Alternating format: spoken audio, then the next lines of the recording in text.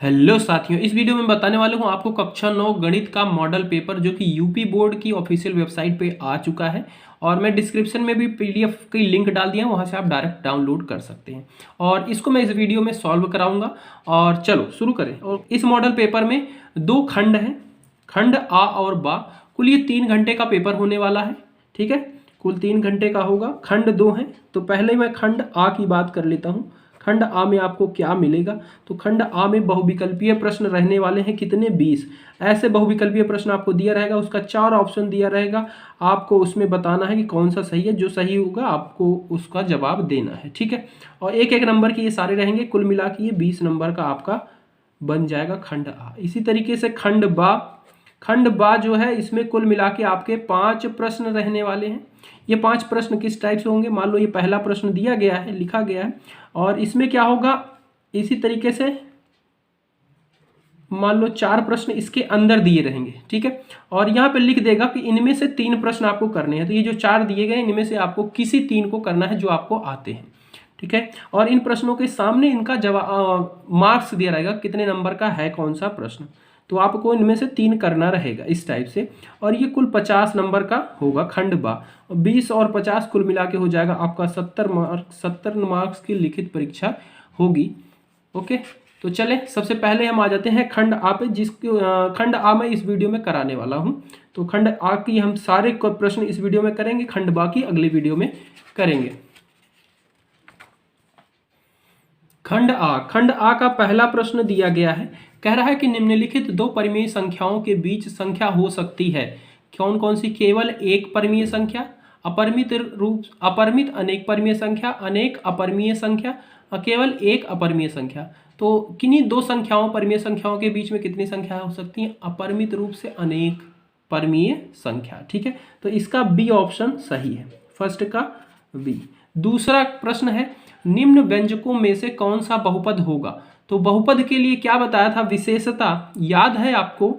नहीं याद है? देखो क्या होता था बहुपद। बहुपद के लिए आपको देखना होता था कि मान लो ये लिखा गया है 2x की घात 4। ठीक है, इसी पद से बना होता था। इसी को कई सारे को जोड़ के लिख देते थे तो बहुपद हो जाता था। इसकी क्या विशेषता थी? ये तो चर होगा, x y z कुछ भी हो सकता है, यहाँ पे कोई भी संख्या हो सकती है। ठीक है, बट ये जो होता है, जो घात होती है ना, ये सिर्फ और सिर्फ पूर्ण संख्या होगी, होल नंबर। यानी कि 0 1 2 3 4 भिन्न की संख्या नहीं होगी। अब इस हिसाब से देखो तो आपका जो पहला ऑप्शन है, रूट के अंदर x लिखा गया है। तो रूट के अंदर x लिखा गया है, √2x, इसका मतलब है √2 और x की घात 1/2। तो ये तो भिन्न, ये तो पूर्ण संख्या रही नहीं, भिन्न हो गई थी, यानी कि पहला ऑप्शन बिल्कुल गलत है। दूसरा जो इसका दिया गया ऑप्शन वो भी गलत है, क्योंकि y + 2/y, और बटे में y नहीं रहता, उसको ऊपर ले जाएंगे तो ये बन जाएगा y की घात -1, जो कि भिन्न पूर्ण संख्या नहीं है, ये तो माइनस की संख्या बन गई। तो आ जाते हैं तीसरे ऑप्शन पे। इसका जो सी दिया गया है उसमें आप देखो दिया गया है 4x की घात 3 -3x + 7। तो देखो इसमें क्या है, ये सारे इनकी घातें क्या है? पूर्ण है। और जो चर है x है, इसमें x की घात क्या है? 0 है। ठीक है, तो यानी कि इसका तीसरा ऑप्शन सही है। थर्ड प्रश्न जो दिया गया है उसको ध्यान से देखें। बहुपद px बराबर -9x + 9 का शून्यक होगा। ठीक है, शून्यक किसका? शून्यक किसका? -9x + 9। शून्यक का क्या मतलब होता है कि x का वह मान जो इसमें रखे तो ये पूरा 0 हो जाए। तो x के क्या क्या मान दिए गए हैं, तो यहाँ पे हम रख के देखेंगे। अगर पहला वाला रखें a, 0 रखे तो ये 0 होगा क्या? नहीं होगा। -9 रखें तो ये 0 होगा क्या? नहीं होगा। और -1 रखेंगे तो ये माइनस पूरा 0 होगा क्या? नहीं होगा। अगर हम x की जगह पे 1 रखते हैं तो ये हो जाएगा -9, और यहाँ पे 1 + 9, और ये -9 हो जाएगा, और ये +9 हो जाएगा, प्लस माइनस कट के 0 बन जाएगा। यानी कि इसका तीसरा ऑप्शन, सॉरी डी ऑप्शन 1। ठीक है, डी ऑप्शन इसका सही है। इसके बाद चौथा प्रश्न है इसका, व्यंजन 3 + √3 और ब्रैकेट के अंदर 3 - √3 का मान होगा। तो ये क्या है? एक तरीके से 3 - √3 + √3। ठीक है, तो ये हो गया a - b a + b, और a - b a + b का नियम आपको पता है क्या होता है? a - b a plus b हो तो इसको लिखते हैं a square minus b square. तो ये इसी तरीके से बन गया, यानी कि 3 का स्क्वायर माइनस रूट 3 का स्क्वायर, और हम इसको हल करेंगे तो ये तो बन जाएगा 9, और रूट 3 को करेंगे रूट 3 यानी कि 3, 9 में से 3 गया यानी कि 6। तो इसका 6 ऑप्शन आएगा जवाब। अब इसमें देखो 6 कौन से है, सी वाले ऑप्शन में है, तो इसका सी ऑप्शन सही है। प्रश्न है, यदि किसी गोले की त्रिज्या 2r हो तो उसका आयतन होगा। यदि किसी गोले की त्रिज्या 2r हो तो उसका आयतन होगा। अब गोले का आयतन का नियम क्या था, 4/3 पाई आर क्यूब, ये था गोले का आयतन का नियम, ये 5वां है। और यहाँ पे बोल रहा है कि r क्या है, 2r है, तो यानी कि इस r की जगह पे ये वाला r आपको रखना है, और यहाँ पे रखेंगे 4/3 पाई आर क्यूब, और इसकी जगह पे 2r रख देंगे, तो ये क्या हो जाएगा, 2 गुना 2 गुना 2 यानी कि 8 हो जाएगा। 8 चौक 32, 32/3 पाई आर क्यूब। ठीक है, तो क्या ये है क्या, हाँ डी वाला ऑप्शन इसका सही है, पांचवें का डी। छठा प्रश्न है, दिए हुए चित्र में कोण BOC बराबर 60 अंश है तो कोण BAC का मान होगा। ये प्रमेय मैंने पढ़ाई थी कि अगर एक ही जीवा, कैसा है आपका डायग्राम आपका कुछ इस टाइप से है, केंद्र है, एक जीवा है, एक ही जीवा से केंद्र पर बना है कोण, और इसी जीवा से इस यहाँ पे बना है। तो इसमें एक रिलेशन पढ़ाया था कि ये वाला कोण क्या होता है, डबल होता है इस वाले कोण का। ठीक है, अब यहाँ पे ये कोण दिया गया, ये पूछा गया नहीं कि इस कोण का आधा होगा ये। ठीक है, तो ये दिया गया है 60, तो ये कितना होगा 30, तो 30 इसका ऑप्शन जो है उसमें लगा दो, यानी कि इसका छठे का ए ऑप्शन सही है। सातवां लिखा गया है 16 की घात 3/4 का मान, 16 की घात 3/4।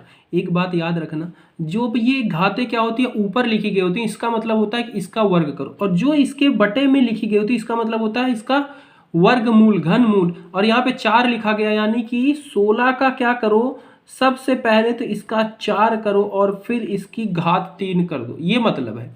अब इसको हल करेंगे तो ये 16 लिखा गया है, यहाँ पे 4 है ये रूट के अंदर। जब ऐसे रूट लिखा गया होता है तो एक्चुअल में यहाँ पे 2 होता है, पर हम 2 लिखते नहीं है, सिर्फ रूट लिखते हैं। ठीक है, और जब यहाँ पे 3 क्यूब रूट होता है, घनमूल होता है, तब यहाँ पे 3 लिखा जाता है। इसी तरीके से जब 4 है तो, और इसको घनमूल को सॉल्व करते हैं तो इसमें 3 का पेयर बनाते हैं, इसमें क्या करते हैं 2 का जोड़ा बनाते हैं, इसमें क्या करेंगे 4 का जोड़ा बनाएंगे। और 16 का जब भिन्न में लिखेंगे तो ये हो जाएगा 2 गुना 2 गुना 2 गुना, सॉरी इसको अभाज्य खंड में लिखेंगे तो 2 गुना 2 गुना 2 गुना 2 हो जाएगा, यानी कि यहाँ पे हल करके ये आएगा 2, और 2 का कर दो क्यूब, यानी कि 8 हो जाएगा। अब 16 का ये किसी को ना समझ में आ रहा हो क्या मैं बोल रहा हूँ, तो ये जो अभाज्य गुणनखंड करते हैं इसका 2 से जाएगा, 8 बार में 2 से जाएगा, 4 बार में 2 से जाएगा, 2 बार में 2 से जाएगा, 1 बार में, तो इसको लिख सकते हो 2 गुना 2 गुना 2, और इन चारों का पेयर क्या बनेगा 1 2 निकल आएगा, तो वही 2 हो गया।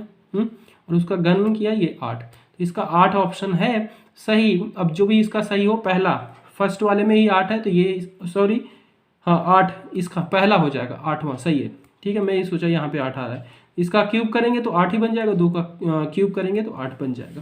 तो ये है 7वें का हल। 7वें के बाद 9वां प्रश्न है। 9वां कह रहा है कि 36/100 का दशमलव प्रसार है। 36/100 का दशमलव प्रसार है, तो दशमलव प्रसार कैसे पता करते थे, जो हर होता था इसका अगर हम अभाज्य गुणनखंड करें तो ये 2 की घात m गुने 5 की घात n के रूप में अगर आए तब इसका दशमलव प्रसार शांत होता था, अन्यथा क्या होता था, अशांत होता था। ठीक है, तो हम इसको करेंगे 100 को, तो 100 को क्या लिख सकते हैं, अभाज्य गुणनखंड करेंगे तो 2 से ये तो जाएगा, सबसे पहली बात 50 बार में, 2 से फिर 25 बार में, फिर 2 से जाएगा 5 बार, 2 से नहीं जाएगा, फिर ये जाएगा 5 से, 5 पचम 25, फिर 5 एकम 5, यानी कि इसको लिख सकते हैं 2 गुना 2 की घात 2 5 की घात 2, ये ठीक है, इस रूप में लिख सकते हैं। और इसी रूप में क्या होता है ये, यानी कि इसका क्या है, शांत दशमलव प्रसार है, यानी कि 9वें का बी ऑप्शन सही है। 10वां प्रश्न है, दिए गए चित्र में AB बराबर CF और EF बराबर BD और AFE बराबर BDC हो तो त्रिभुज AFE एंड त्रिभुज CBD के सर्वांगसम अपगृहित के अनुसार सर्वांगसम है। तो यहाँ पे त्रिभुज के अंदर देखो क्या क्या चीजें बराबर बताई गई हैं। तो इसमें दो भुजाएं बराबर बताई गई हैं और एक कोण। दो भुजाएं एक कोण किस क्या बोलते हैं उसको? दो भुजाएं एक कोण उसको बोलते हैं SAS। ये साइड एंगल साइड, तो दो भुजाएं हो गई एक कोण। तो इस वाली सर्वांगसम से ये क्या है? सर्वांगसम है, यानी कि डी इसका सही ऑप्शन है। 11वां प्रश्न, 9 की घात 2 99 की घात 2 माइनस 98 की घात 2 का मान होगा। तो ये क्या हो गया है? 99 की घात 2 98 की घात 2, तो ये क्या हो गया? ए स्क्वायर माइनस बी स्क्वायर, और इसका क्या होता है? ए प्लस बी ए माइनस बी।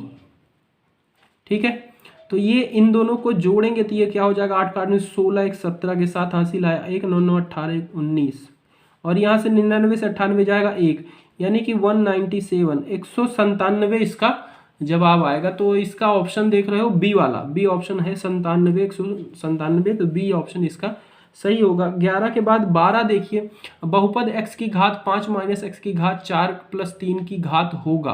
क्या घात है? घात क्या होती थी? बहुपद की सबसे बड़ी घात। तो इसमें x की घात 5 है, तो इसकी 5 सबसे बड़ी घात है। ठीक है, तो 5 है, यानी कि डी ऑप्शन क्या है इसका सही है। इसके बाद 13 में देखिए, दिए गए चित्र में x और y का मान ज्ञात कीजिए। तो ये चित्र आपका ऐसा है, ठीक है, ये वाला कोण आपको दिया गया है 50, ये पूछ रहा है y, और ये है आपका 130 और ये है y, सॉरी ये x है ये y है।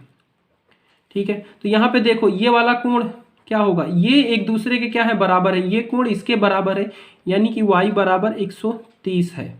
ठीक है, और ये क्या है? वर्टिकल अपोजिट एंगल है। और ये वाला कोण देखिए, ये क्या है कोण? ये वाला कोण और ये वाला कोण इसी रेखा के ऊपर बना हुआ है। ठीक है, और एक रेखा के कोण कितना होता है? 180 होता है। 180 में से 50 ये निकल गया, यानी कि ये कितना बचा? 130 अंश। तो ये क्या है? 130 अंश। तो यानी कि x भी 130 है। तो x और y देखो कौन से में 130 है? b वाले ऑप्शन में 130 है, तो b इसका सही ऑप्शन है। 6x square plus 11x plus 3 का गुणनखंड होगा। 4 ऑप्शन दिए गए, इनमें से कह रहा है कोई एक इसका गुणनखंड है। गुणनखंड होने का क्या मतलब है कि मान लो जैसे पहला इसमें दिया गया है 3x प्लस 1 और 2x प्लस 3। ठीक है, तो यहां से x के दो मान आ रहे हैं, इस पे स्क्वायर लगा, यानी कि x के दो मान होंगे। वो दोनों मान इसके अंदर जब रखेंगे तो ये पूरा 0 हो जाना चाहिए, ये मतलब होता है। तो अब क्या करेंगे? ये पहला वाला ही हमने लिया है, इसमें से हम यहाँ से x निकालते हैं। कैसे निकालेंगे? 3x प्लस 1 बराबर 0 रखेंगे, और ठीक है, फिर 1 को उधर भेजेंगे तो ये हो जाएगा माइनस का 1, और x इधर रखेंगे और 3 चला जाएगा भाग में, यानी कि x बराबर -1/3। सबसे पहले इसमें रखो, जब इसमें हम रखेंगे x की जगह पे -1/3, तो ये आपका कुछ इस टाइप से बन रहा है, -1/3 प्लस का 3, और ये हो जाएगा 6, और 1 का -1 1 हो जाएगा, और फिर गुना होगा 3 त्रिक का 9, प्लस ये माइनस बन जाएगा प्लस माइनस माइनस 11/3 प्लस 3, यहाँ से काटेंगे 3 दूनी 6 3 त्रिक का 9, यानी कि 2/3 माइनस का 11/3 प्लस का 3, और फिर ये भी 3 ही हो जाएगा, और यहाँ पे माइनस का 11 में से 2 जाएगा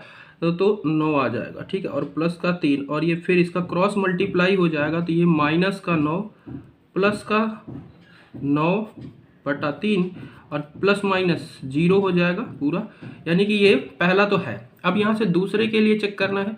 इसी तरीके से 2x प्लस 3 बराबर 0 रखेंगे, यहाँ से x का मान आ जाएगा -3/2। अब -3/2 रख के देखेंगे, इसी के अंदर यहीं पे रखते हैं, माइनस का 3/2 का स्क्वायर प्लस 11 माइनस का 3/2 प्लस 3, ये हो जाएगा 6, और ऊपर हो जाएगा 9/4, और माइनस का 11 तिहाई 33/2 प्लस का 3, यहाँ ये 2 से कटेगा, 2 तिहाई 6, 2 दूना 4 और 9 और 3 9 त्रिक 27/2 माइनस 33/2 और प्लस का 3।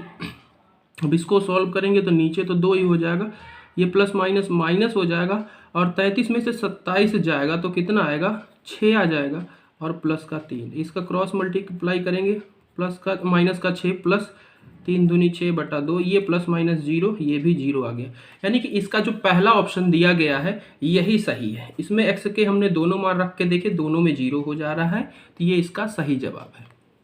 का प्रश्न है यदि x plus 1 3x² plus 2x minus के का एक गुणनखंड है तो k का मान होगा। तो k का क्या मान होगा? गुणनखंड है किसका? ये है 3x² प्लस 2x माइनस के। कौन है गुणनखंड? x प्लस 1 कह रहा है कि एक इसका गुणनखंड है। दो गुणनखंड होंगे क्योंकि x की 2 घात है, इस बहुपद की 2 घात है, तो एक तो ये है, कह रहा है ये है, तो इस k का मान निकाल ले। तो क्या अभी बताया 14वें प्रश्न में कि यानी कि x का मान इसमें रखेंगे 0 हो जाएगा। तो यहाँ से हम सबसे पहले x प्लस 1 बराबर 0 रखेंगे और यहाँ से x का मान -1 आ जाएगा और इसमें हम x की जगह पे -1 रखेंगे तो ये क्या हो जाना चाहिए? 0 हो जाना चाहिए। तो 3 गुना -1 का स्क्वायर प्लस 2 गुना -1 माइनस के बराबर 0। ठीक है, और इसको हल कर देंगे तो ये तो 3 बन जाएगा, ये माइनस का 2 बन जाएगा, माइनस का के बन जाएगा बराबर 0। इन दोनों को सॉल्व करेंगे तो 1 हो जाएगा, माइनस का के बराबर 0। 1 को उधर भेजेंगे, माइनस हो जाएगा, माइनस का 1, माइनस से माइनस मर जाएगा, के बराबर 1। तो के का मान क्या आ गया? 1 आ गया। अब इसमें ऑप्शन में देखो कौन सा है, तो इसका बी ऑप्शन जो है वो सही है। 16 नंबर वाला प्रश्न देखो, कह रहा है कि यदि किसी रैखिक समीकरण 2x प्लस 3y बराबर k का हल 2,0 है तो k का मान ज्ञात कीजिए। अब हल है इसका, यानी कि x का मान 2, y का मान 0 रखने पे ये पूरा बहुपद 0 हो जा रहा है। हल होने का यही मतलब है कि x और y इसको संतुष्ट करते हैं। तो x की जगह पे 2 रखो और y की जगह पे 0 रखो बराबर k।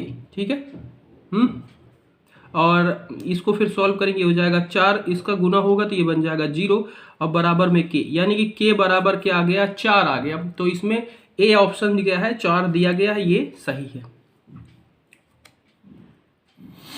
17 नंबर का प्रश्न है रैखिक समीकरण y बराबर 3x प्लस 5 का क्या क्या हल हो सकता है? एक अद्वितीय हल, केवल 2 हल, अपरिमित रूप से अनेक हल। तो देखो भाई, इसमें क्या है, ये रैखिक समीकरण है, इसमें आप x के कुछ भी मान रखो, y के आपको मिलते जाएंगे। x के कुछ भी रखो, कोई भी नंबर रखो, y आपको मिलते चले जाएंगे। तो इसके केवल 2 हल तो हो नहीं सकते। जब 2 समीकरण दिए होते रैखिक तब उन दोनों के 2 हल होते बस। इसके क्या होंगे? अपरिमित रूप से अनेक हल होंगे। इसका सी ऑप्शन सही है कि x का मान आप कुछ भी रखो जाओ, y आपको मिलता ही जाएगा, रुकेगा ही नहीं। इसके बाद है 18, यदि किसी शंकु की त्रिज्या 4 सेंटीमीटर है और तिर्यक ऊंचाई 5 सेंटीमीटर है तो उसका आयतन होगा। आयतन क्या होगा? आयतन का नियम होता है किसका? शंकु का 1/3 पाई r स्क्वायर h। ठीक है, ये क्या होता है? ऊंचाई होती है। अब यहाँ पे दिया क्या गया है? r आपको दिया गया है 4 सेंटीमीटर, तिर्यक ऊंचाई दी गई यानी कि L, स्लैंट हाइट ये दी गई है 5 सेंटीमीटर। तो आपको सबसे पहले h तो निकालना पड़ेगा। अब h निकालने का क्या नियम था? L, R और h के बीच एक संबंध था पाइथागोरस प्रमेय के द्वारा। तो L क्या होता था? L होता था अंडर रूट के अंदर h का स्क्वायर प्लस r का स्क्वायर, और h का बराबर क्या हो जाएगा? अंडर रूट के अंदर l का स्क्वायर माइनस r का स्क्वायर। इसको हम यूज करेंगे। यहाँ पे l की जगह पे l का मान रखेंगे 5 का स्क्वायर माइनस r 4 का स्क्वायर अंडर रूट, ये हो जाएगा 25। 25 में से 16 जाएगा, 9 आएगा, यानी कि अंडर रूट के अंदर 9, और इसको सॉल्व करेंगे 3 आएगा। h क्या आ गया? 3 सेंटीमीटर आ गया। इसमें रखेंगे 1/3, पाई r की जगह पे क्या है? 4 है, यानी कि 4 गुना 4, और h की जगह पे क्या आया? 3 आया, इसको रखा, 3 से 3 मर गया, 4 चौक 16 पाई सेंटीमीटर क्यूब। तो 16 पाई सेंटीमीटर क्यूब आया और इसका ए ऑप्शन में यही दिया गया है, तो ए आपका सही है। यदि PE ये है प्रायिकता वाले का, ठीक है, PE दिया गया है 0.37। तो प्रायिकता क्या होती है? कुल प्रायिकता 1 होती है किसी चीज के होने ना होने का। तो यहाँ पे दी गई कोई चीज हो रही है, उसकी प्रायिकता ये है, तो पी ई नॉट मतलब उसके ना होने का क्या होगी, तो 1 में से इसको माइनस कर दे, और जब 1 में से 0.37 माइनस करेंगे तो इस पे आएगा 0.63। तो ये इसका ऑप्शन है आपका बी वाला, बी ऑप्शन इसका सही है। 20वां है, ये था 19। 20वां है, एक सिक्के को 50 बार उछाला जाता है, 25 बार चित आता है, तो प्रायिकता क्या होती है, जो आया और कितना चांस था, सॉरी 25 बार तो चित आया और कितना चांस था, 50 बार आने का चांस था, ये यानी कि 1/2, यानी कि 1/2 होगा, और इसका बी ऑप्शन 1/2 है, ये सही है। खंड बा का पूरा सॉल्यूशन आपको डिस्क्रिप्शन में वीडियो मिल जाएगी। Bye bye.